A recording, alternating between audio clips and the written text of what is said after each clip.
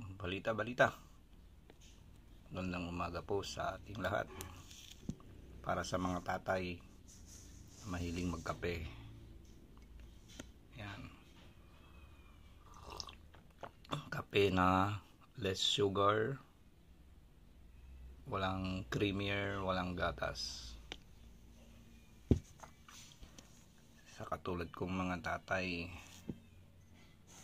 napakahalaga sa amin ang isang tasang kape.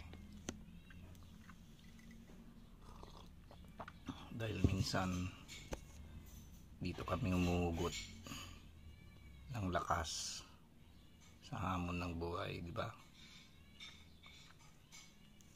Yung bang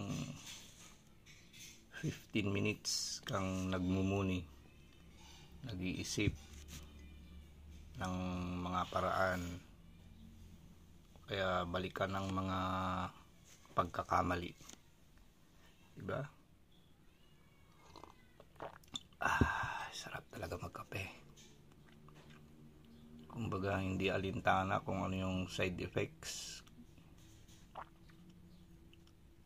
iniisip na lang yung bawat minuto kung anong dapat gawin sa susunod na hakbang.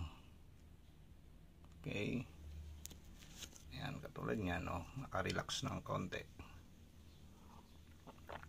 maya banat na naman sa araw-araw na pamumuhay, di ba?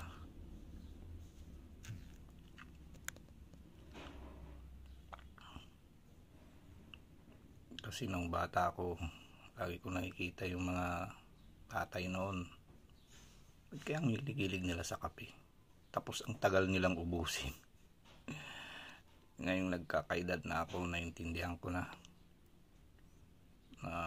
isa pala itong paraan para sa pagninilay, pagmumuni-muni. Okay?